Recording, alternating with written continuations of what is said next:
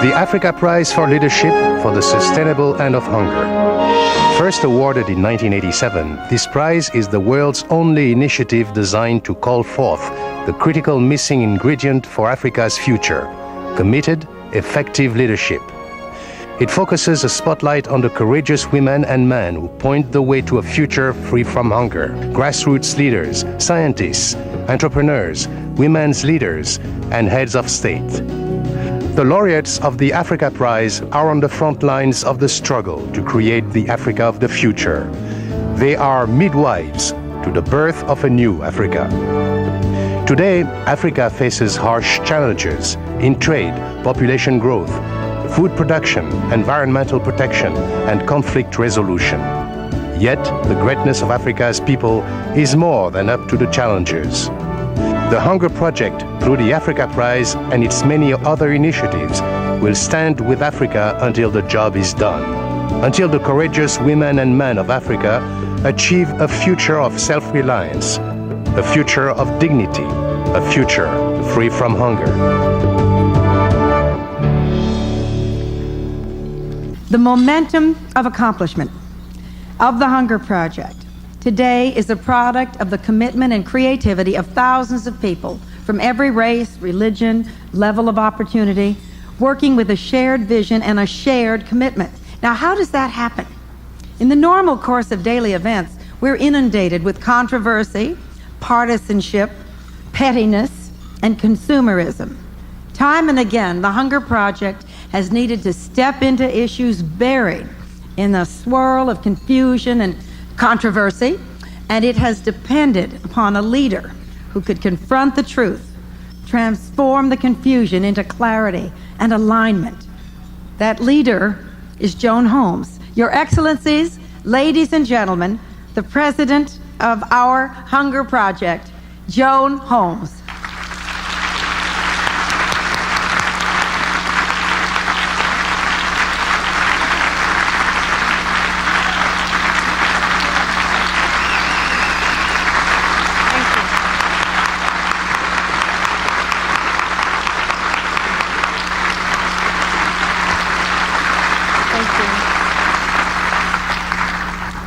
Thank you so much. Mr. Chairman, Mrs. Museveni, Ms. Selina Kozna, Your Excellencies, distinguished guests, partners of the Hunger Project around the world. On behalf of the Hunger Project, I would like to congratulate the 1998 winners of the Africa Prize for Leadership for the Sustainable End of Hunger. Ladies and gentlemen, over 50 years ago, Prime Minister Nehru, the first Prime Minister of independent India, said, "You can tell the condition of a nation by looking at the status of its women." This statement is as true today as it was then. There is a universal understanding that women and children are the members of society most affected by the persistence of hunger and abject poverty. Most of the world's poor are women. 70% of the world's illiterates are women. 75% of the world's refugees are women. What is less well understood is that the status of women is the major causative factor in the persistence of hunger. Hunger persists in countries where women's progress is thwarted by law, custom, and tradition. In countries where hunger persists, women are subjugated, marginalized, and disempowered. It is shocking when one honestly confronts the cradle-to-grave discrimination that women in the developing world face. As children, they are undervalued, fed less, given inadequate health care, and denied education. As teenagers, they are forced into early marriage. In extreme cases, girls are bought and sold for prostitution and slave labor. As wives and mothers, they are undernourished, work back-breaking 16-hour days, and often die in childbirth. In fact, pregnancy complications is the largest single cause of death in women in their reproductive years.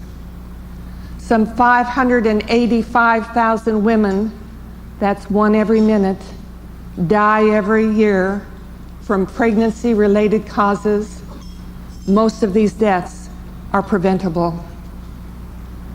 The low status of women, an inexcusable injustice in its own right, has profound and far-reaching consequences, not only for the health of her family, but also for the health, stability, and productivity of her nation.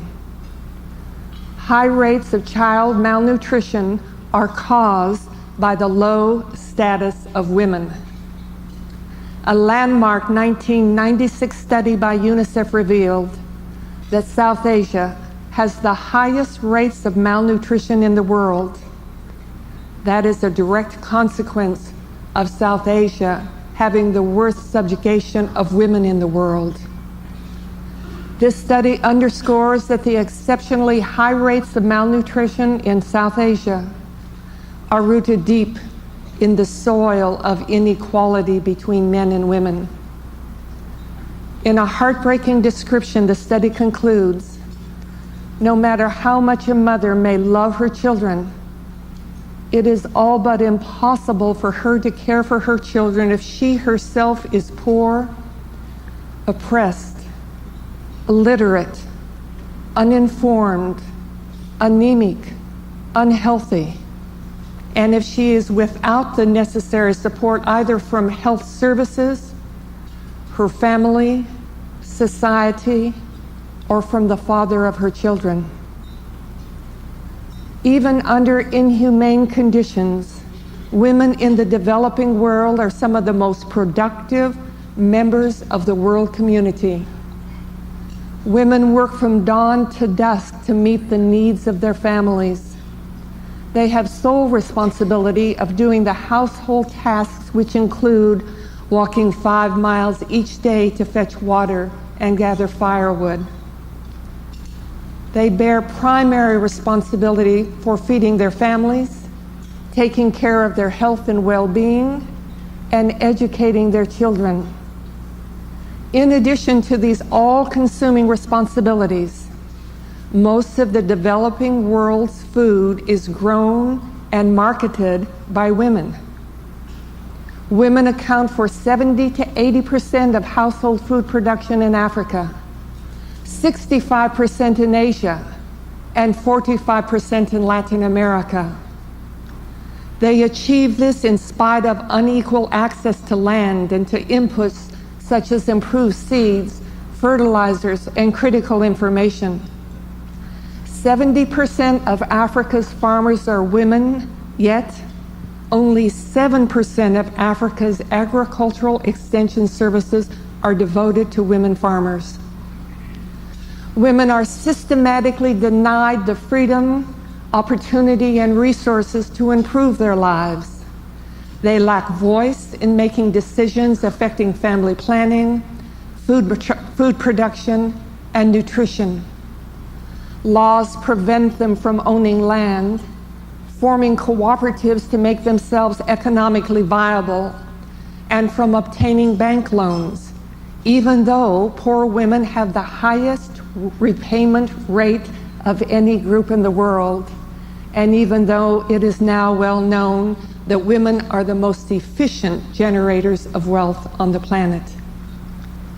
Girls are never enrolled in school, or they're taken out of primary schools permanently to work at home. By and large, girls are denied education, even though it is now recognized that the single most important investment that a developing country can make for its future is the education of its young girls. Every year beyond 4th grade that girls go to school, family size shrinks 20%, child deaths drop 10%, and wages rise 20%. Confronting and transforming this condition is of critical importance for achieving the end of hunger and a sustainable future for all humanity. Although this situation most dramatically affects girls and women, everyone on the planet suffers from this senseless, cruel, and costly discrimination. It will take all of us, women and men of the developed and developing worlds, to make this situation right. One of the great champions of this issue was the past president of UNICEF, the late Jim Grant. Jim proposed that the world community should oppose the apartheid of gender as vigorously as it opposed the apartheid of race. The world community has taken an unequivocal stand that a person's rights and opportunities, where they live, what education and health care they will receive, what job they can do, what income they can earn, what legal standing they will have, should not and does not depend on whether they are born black or white. It is now time for the world to take an unequivocal stand that a person's rights and opportunities, where they live, what education and health care they receive, what job they can do, what income they can earn, what legal standing they will have, should not and will not depend on whether they are born male or female.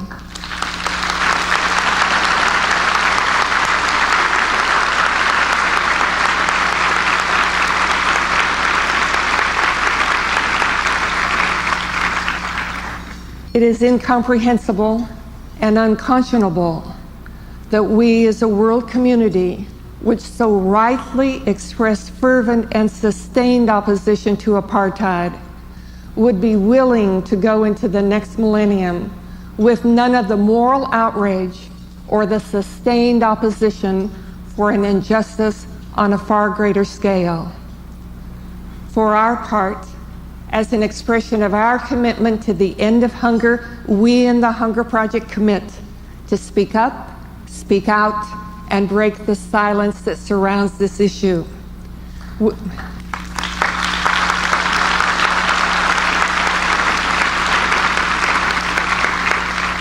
We commit to create opportunities for women where none now exist. We commit to invest our resources so that women have access to resources to improve their lives and the lives of their children.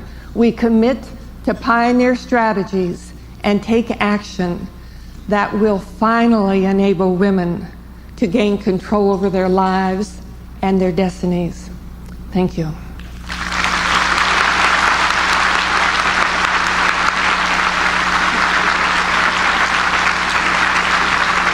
Oh. Thank you, Joan.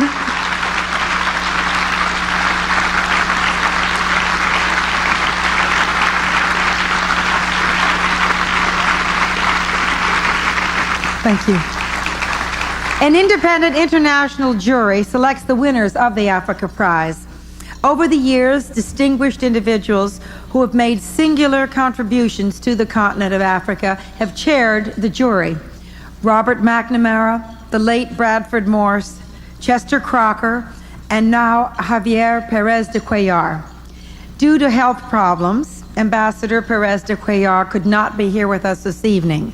So, presenting the Africa Prize tonight, we are honored to have our board chair and a member of the Africa Prize jury for every year since its inception, Dr. Swaminathan.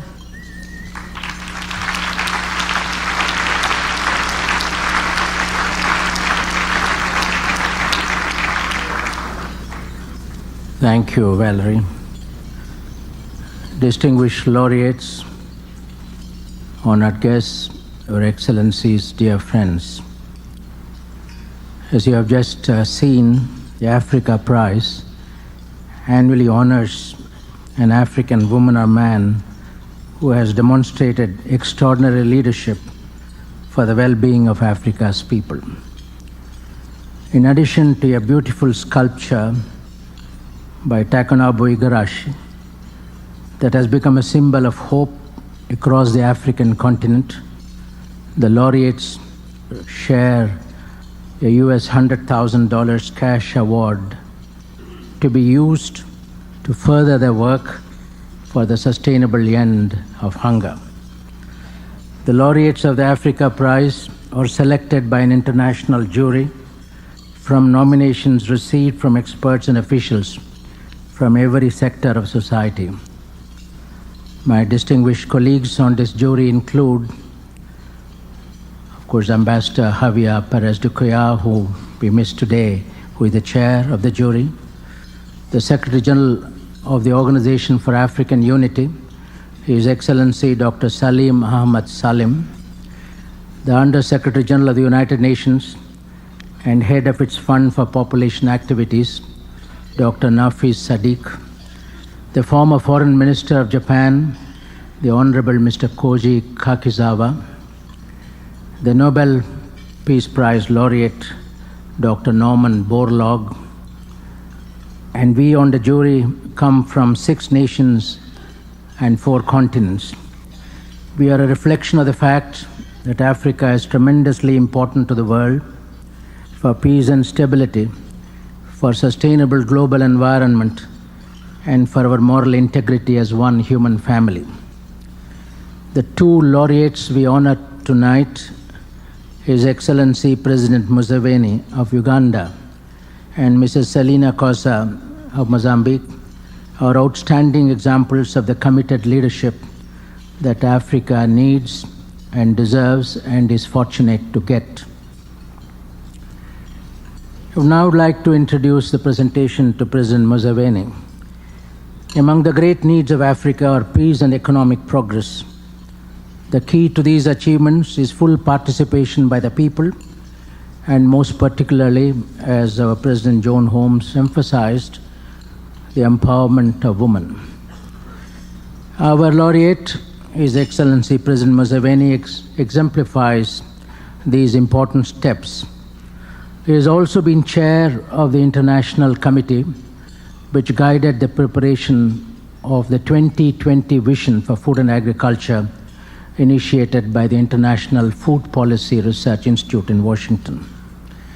To see for yourself the difference he has made for his country, I now invite you to watch this video portrait of our first laureate, His Excellency President Museveni of Uganda.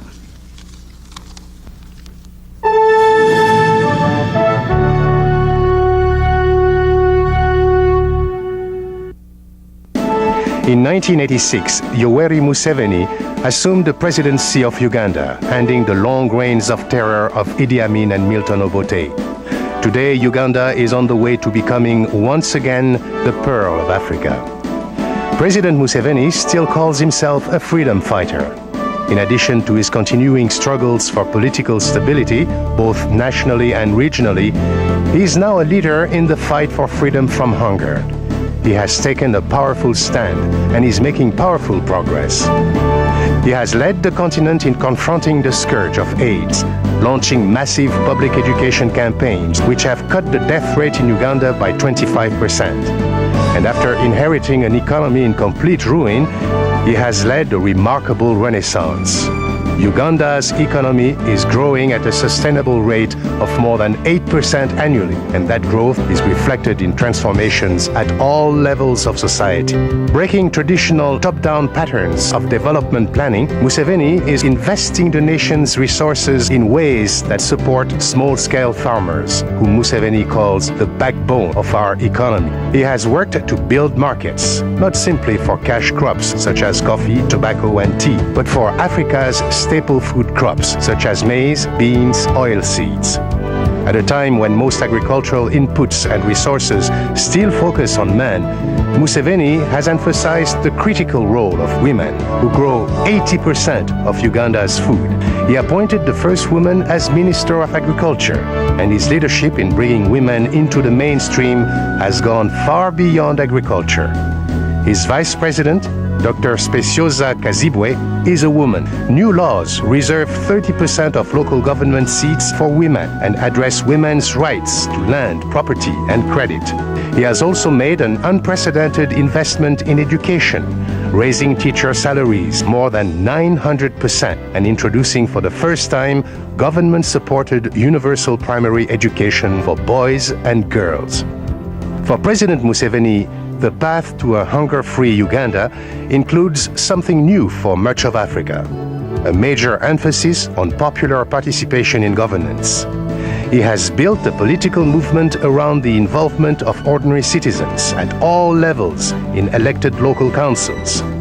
He proudly practices what he calls the politics of inclusion and reconciliation, incorporating members of prior regimes, of the traditional monarchies of Uganda, and of all ethnic, religious, and tribal groupings into his government. President Yoweri Museveni, a leader for the sustainable end of hunger.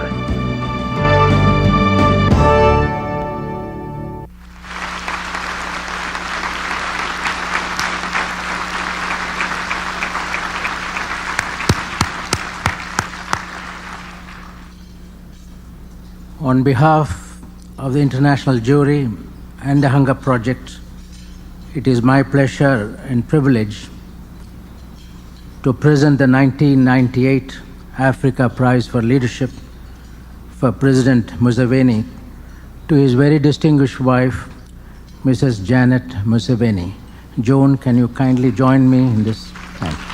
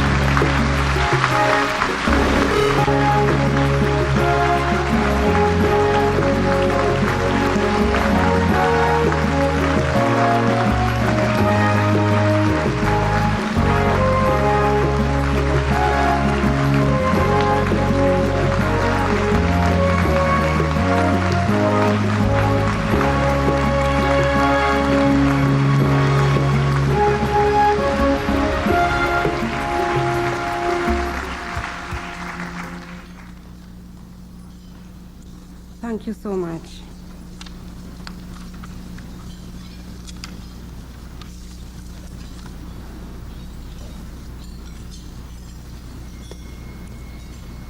The president of Hunger Project,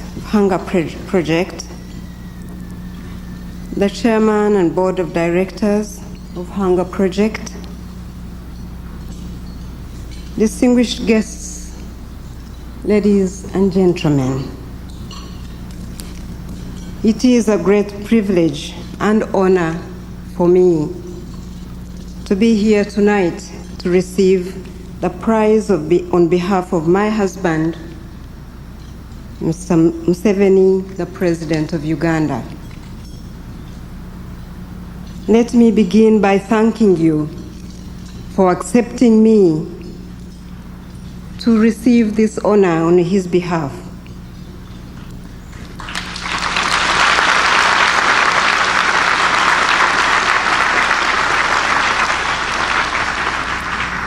If he could, he would have been here tonight. Perhaps not so much to bask in tonight's glory, but to explain what it means to him to have the people of Uganda live better lives, because this has been the motive behind everything he plans and does for a very long time now.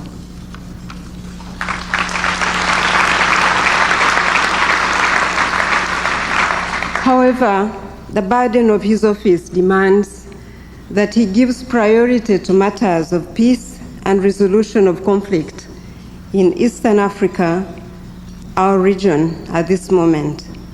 And as you know, without peace, we cannot win the war in hunger, in poverty, in disease, or anything else. That is why the President is not here in person tonight to receive this important award. I think it is important to understand, first of all, where Uganda is coming from in order to understand why there was hunger in the first place. Because I think it is also wrong to assume that being African means being hungry.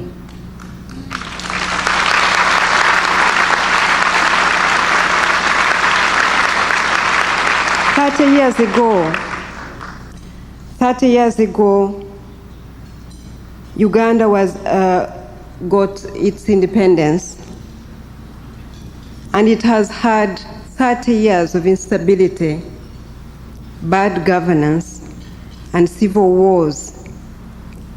These made Uganda one of the poorest countries in the world, and yet Uganda could easily be the breadbasket of our region.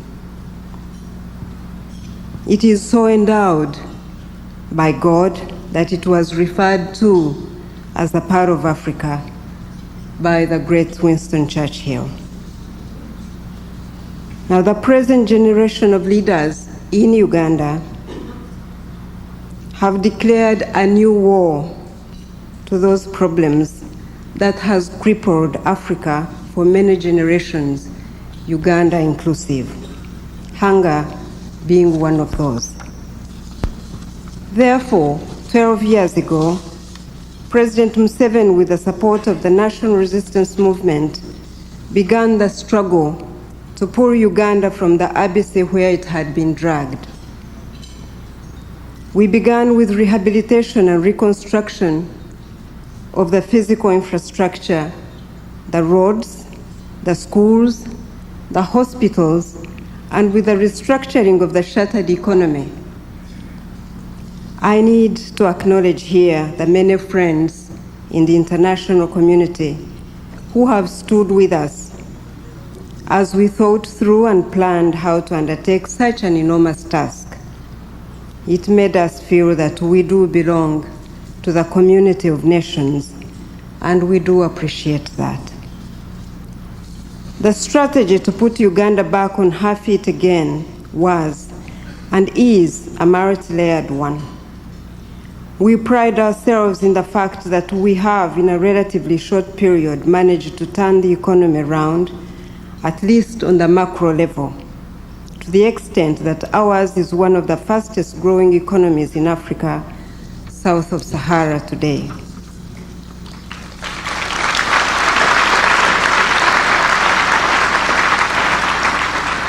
I recall that 10 years ago, my husband, trying to explain the state of the economy of Uganda, said that although the economy had actually grown, the growth could not be seen because it was still under the ground.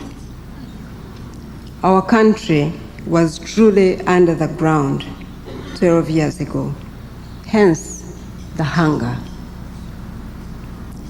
Now, our economic growth can actually be seen and measured, and it is growing at a remarkable 7% rate. However, macroeconomic growth alone cannot and would not have brought Uganda to the level of development it is now headed for. The question of good governance and human rights had to be tackled as we went along simultaneously. Our people had been abused, brutalized, and badly politicized, such that people were divided for decades along ethnic groupings and religious differences, which were exploited by bad leaders.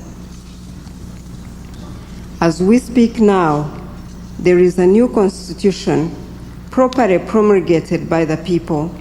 We have a democratically elected national parliament, and human rights are fully guarded and guaranteed by the Constitution. Then, of course, we have been preoccupied with the issue of rehabilitating the minds and the thinking of the people themselves. a people that had lived under a state of instability and brutality, a people that had been plagued by AIDS and had lost not only morals but also hope and focus. Through systematic teaching and training, the people of Uganda are beginning to regain their national pride and to focus on the way forward. As you know, it is possible up to a level to improve the economy at a macro level and still have the majority of the people not yet benefiting from such improvement, especially when the country had been so poor, as I said, that it really looked like it was under the ground. Therefore, one must address simultaneously the microeconomic level, because in the long run, it is the most reliable way of sustaining the growth of the economy. Uganda is still heavily reliant on agriculture. It is the backbone of our economy. More than 90% of our people still live in rural areas and depend on agriculture for their very survival. Therefore, we have laid a multi-pronged strategy which we believe will lift every Ugandan household above the poverty level in a reasonably short period. The challenge facing the President and the government now is to eliminate poverty at a household level, especially in rural areas where the majority of our people still live.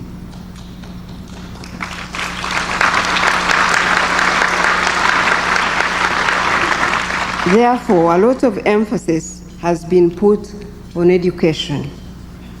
Since last year, 4 children from every household can now receive primary school education free of charge through the policy of universal primary education.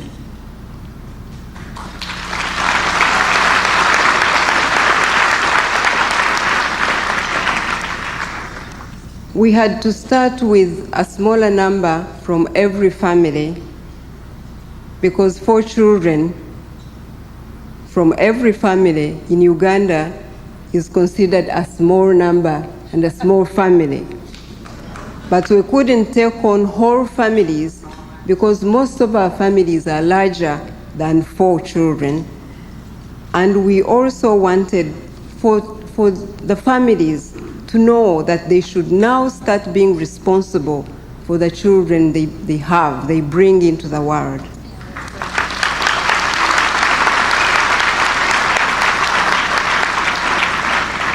This is the first prong of the strategy. We believe that education is a powerful tool in the empowerment of the people.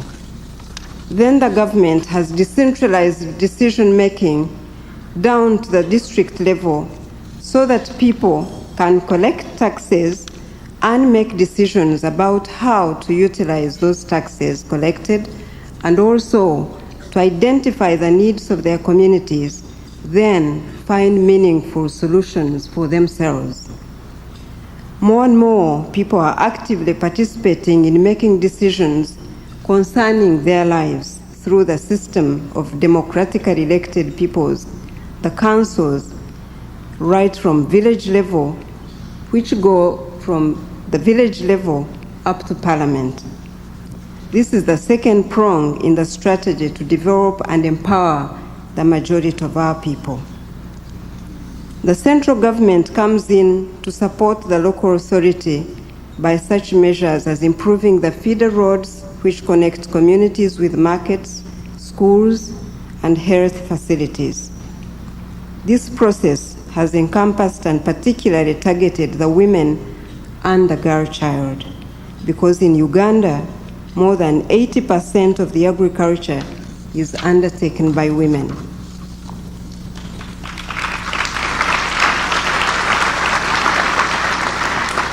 Through training for the development of better skills and better agriculture methods, and through micro-lending and setting up of village banks, we believe that the rural women and men of Uganda will soon not only have sufficient food for their families, but will have a surplus for the market to ensure a little more cash in the household, which will then change the standard of living.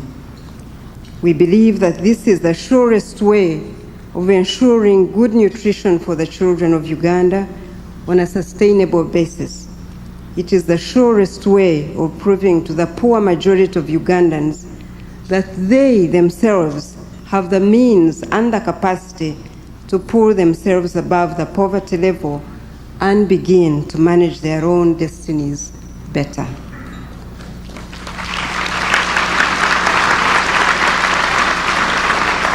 Distinguished ladies and gentlemen, the President did not give me a written speech to read for him here tonight. Therefore, I have not talked to you as an economist or a technocrat.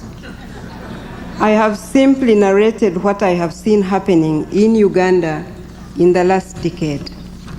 I am personally involved in working with children and rural women, and I know that the work we are doing, the way we have taken, is the right one.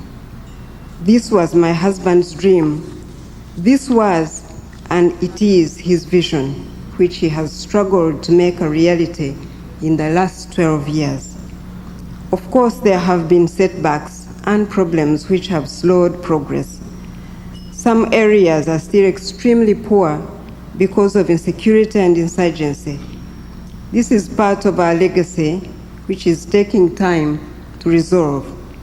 The struggle to be self-sufficient in food still continues, but in all, I want to assure you here tonight that Uganda is right on course as far as development is concerned, because the leaders have acknowledged that the development comes only when the majority of the people are empowered themselves to sustain it.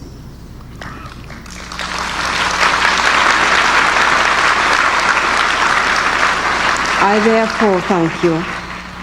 I thank you on behalf of the President, the government, and the people of Uganda for recognizing what we are still striving to do together for the betterment of our motherland, by you choosing to motivate us through bestowing upon the President this honor tonight.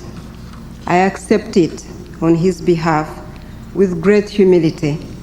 I know that if he was here, he would wish to share this award, at least spiritually, with his fellow leaders in Africa and with all those who still labor in the fields to feed the yet undeveloped societies of the world. I therefore salute them in the same spirit, and I thank you all. God bless you.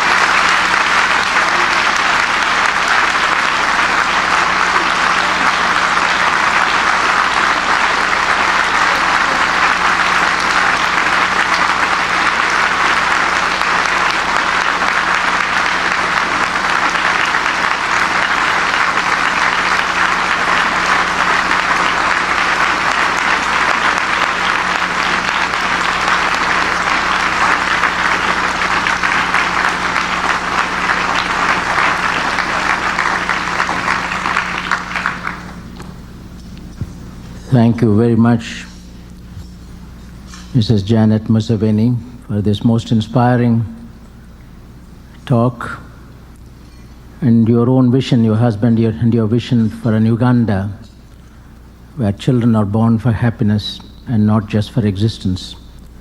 You have given us a very powerful message through your talk to the whole Hunger Project movement, and we are grateful to you. I'll now like to refer to our second awardee laureate today. The great strength of African society, you have heard now, is Women of Africa. In fact, this year's World Food Day, October 16th, focal theme is Women Feed the World. This is the FAO's annual day. And more than any other continent, this is particularly true of Africa.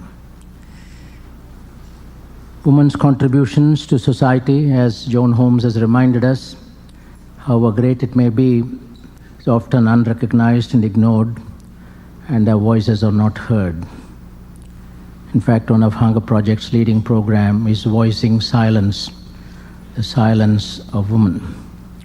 Our second laureate is therefore one who is transforming the situation, empowering the women of Mozambique to become powerful players in the economic development of the nation. I now invite you to watch this video tribute of Mrs. Celina Cossa, founder and leader of the General Union of Agricultural Cooperatives of Mozambique.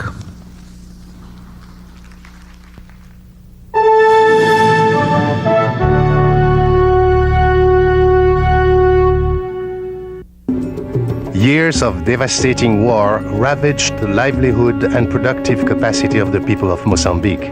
Villages were destroyed, farmlands planted with mines, towns battered. The remaining cities became crowded with refugees as families fled their homes. When the war finally ended in 1992, little was left of the old economy, the old Mozambique. Today, in Mozambique's capital city, Maputo, much has changed.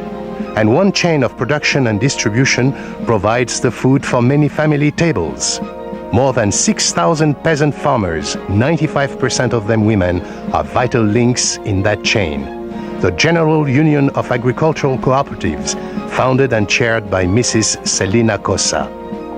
In 1980, this former primary school teacher had a vision, and she began to make it a reality. A twofold vision: building a sustainable food supply for her war-ravaged country and empowering the poorest Mozambican peasants, a way of turning the weakest parts of society into its backbone. Like many revolutions, this one started small, with a few cooperative groups of women raising patches of vegetables and selling them for extra income for the family. Few people took it seriously, few even counted its economic value. While most development planners focused on men, Celina Cossa organized and unleashed the power of women, building the network from 6 cooperatives around Maputo to more than 224 spread over a wide area. Beginning with vegetable farming and expanding into productive enterprises such as poultry production, credit, insurance, industry, and construction, the women peasants of Mozambique have become an economic powerhouse. And the changes go far beyond food self-sufficiency, even beyond economics, as training programs and the success of their ventures teach women what they are truly capable of. Not simply peasants, they are now accountants, bankers, teachers, politicians. They are leaders on the national stage. And they are still mothers, the mothers of Mozambique. This movement has provided Mozambique and now all of Africa with a powerful demonstration of true leadership. The kind of leadership which prepares and enables others to be leaders. In bringing those who have usually been considered simple peasant women to the forefront of their nation's struggle, Celina Cossa has created a breakthrough for the end of hunger.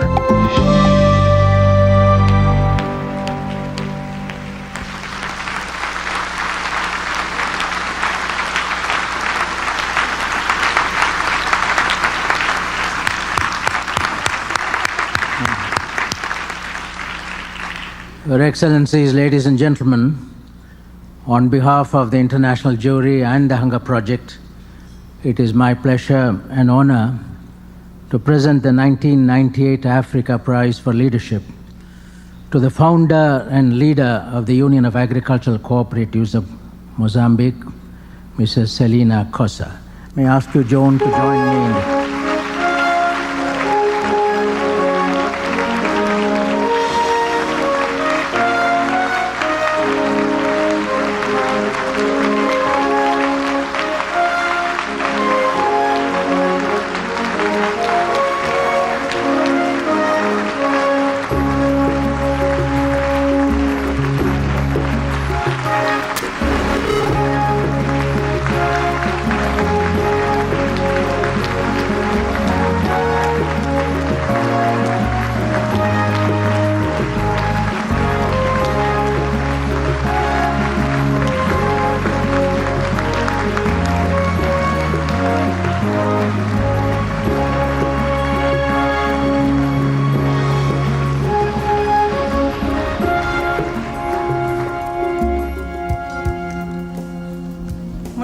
obrigada por esta oportunidade e esta honra que me deram.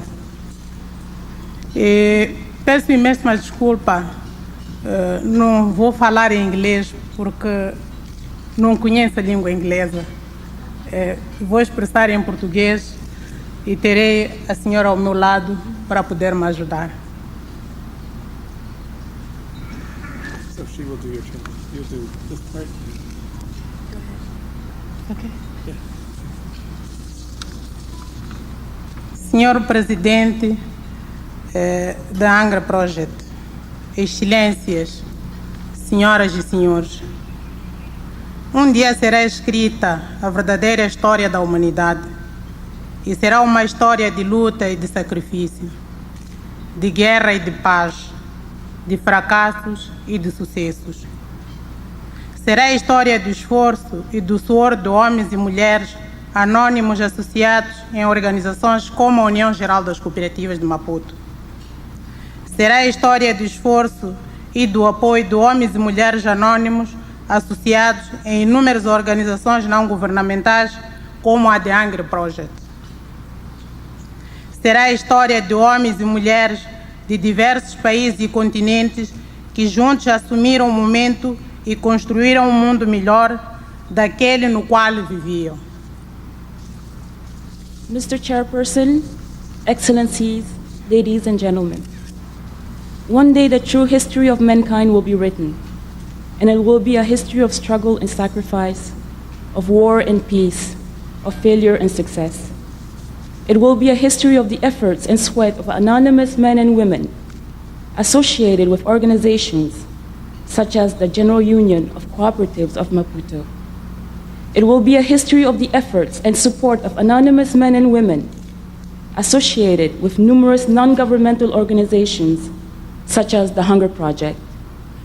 It will be a history of men and women from different countries and continents that together have grabbed the moment and built a better world than the one in which they were living. Senhora Presidente da Angra Project, Excelências, senhoras e senhores, crescemos na dignidade do sistema colonial em que tudo, a terra, a educação, o conhecimento, os meios de produção, era propriedade dos colonos. Crescemos numa sociedade em que a discriminação social, racial, religiosa e de sexo era a palavra de ordem. É contra tudo isto que lutamos. E a nossa forma de luta foi através da produção. E porque não dominávamos a técnica, dedicamos-nos à formação e à alfabetização. Produzindo, formávamos. Formando-nos, produzíamos mais e melhor. E assim libertámos-nos dos complexos herdados do passado. E dedicámos-nos ao segmento da sociedade que é mais vulnerável, a mulher e a criança, que são a maioria da população. É pela emancipação e pela dignidade da mulher e pelo futuro risonho dos nossos filhos que desenvolvemos o trabalho da União Geral das Cooperativas de Maputo. Enquanto que com a formação e a alfabetização cresce a capacidade técnica da mulher, através da produção ela toma consciência do seu papel na transformação da sociedade. E, sobretudo, ela sabe que deixa de ser um elemento passivo e passa a ser um elemento participatório da comunidade, abrindo o caminho da estabilidade social baseada em respeito mútuo e realização pessoal, de dignidade humana e de autossuficiência. Mr. Chairperson, Excellencies, ladies and gentlemen, we grew up with the indignity of the colonial system in which everything, land, education, knowledge, means of production, was owned by the settlers. We grew up in a society in which social, racial, religious, and gender discrimination was the dominant regime. It is against all these odds that we struggled, and our form of struggle was through production. Since we did not commend technology, we committed ourselves to training and literacy. By producing, we learned. By learning, we produced more, and we produced better. And so we freed ourselves from the complexes of the past. We engaged the struggle through the most vulnerable sector of the society, women and children that comprise the majority of the population. It is for the emancipation and dignity of women and for the secure future of our children that we develop our work in the General Union of Cooperatives of Maputo. Whereas a woman's technical capacity grows through training and literacy, it is through production that she recognizes her role in the transformation of society. She is no more a passive component, but a participatory component of the community, opening the way to social stability based on mutual respect and personal achievement, human dignity and self-reliance. Em função da relevância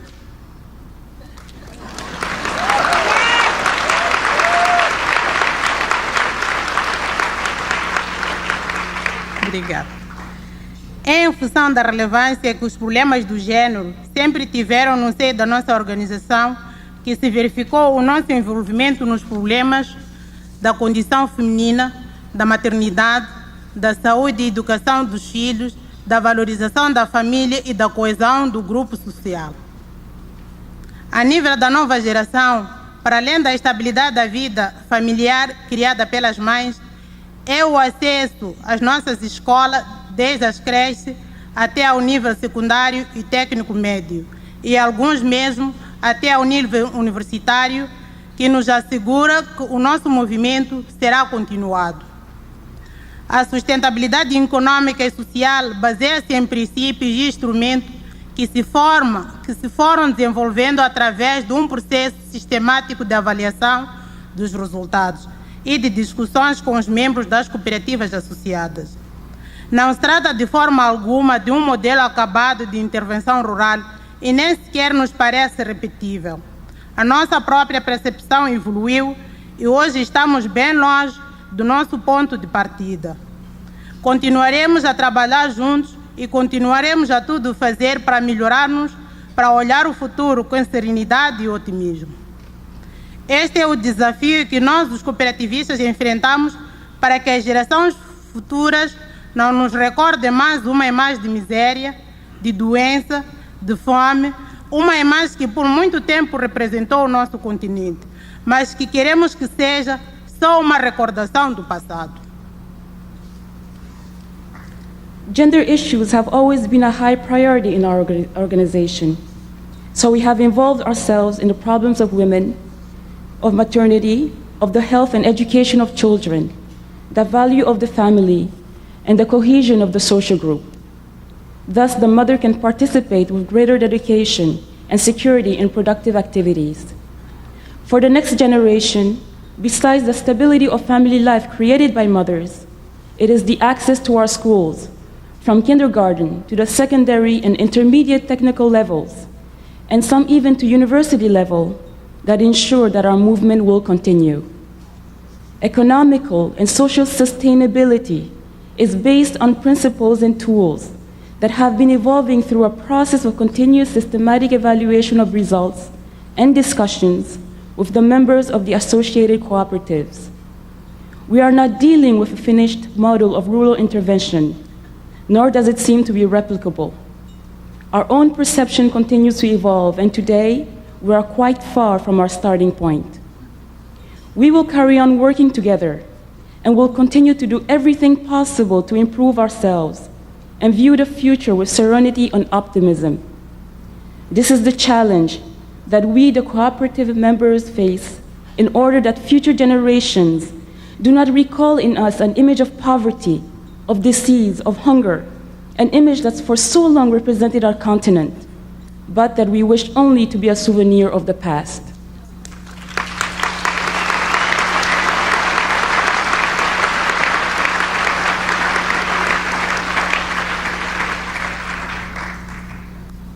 Senhora Presidente da Angra Projeto, Excelências, Senhoras e Senhores, é com grande emoção que estou presente nesta cerimônia. Se hoje posso estar aqui, é porque houve um enorme esforço e participação de milhares de mulheres que permitiram atingir o estádio em que nos encontramos atualmente. Permitam-me fazer aqui uma referência ao governo do meu país, que sempre nos apoiou, contribuindo assim para os sucessos que temos alcançado. Considero que o prêmio que me foi atribuído é na realidade um prêmio à União Geral das Cooperativas de Maputo, ao conjunto das mulheres que dela fazem parte e ao povo de Moçambique.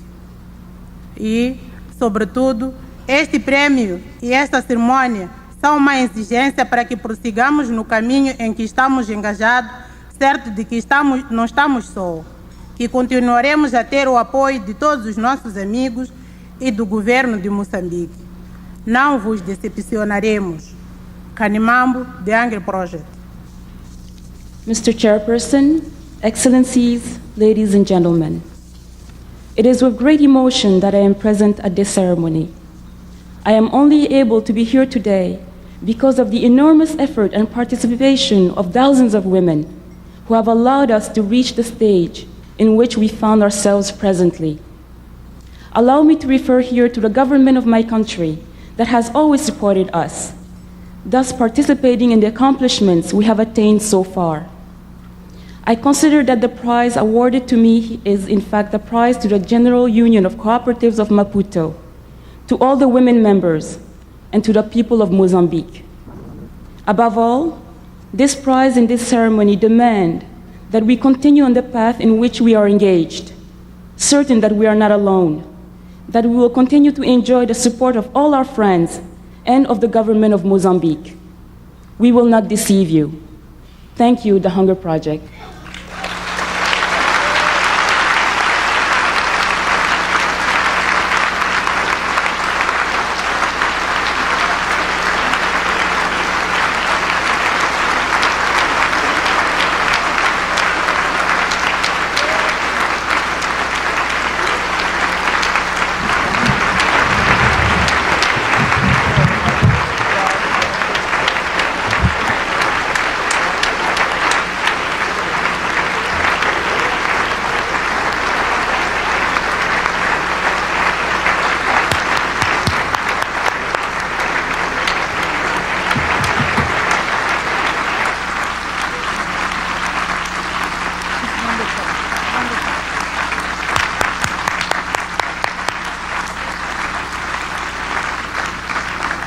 Well, on behalf of all of us here, congratulations to both of our winners.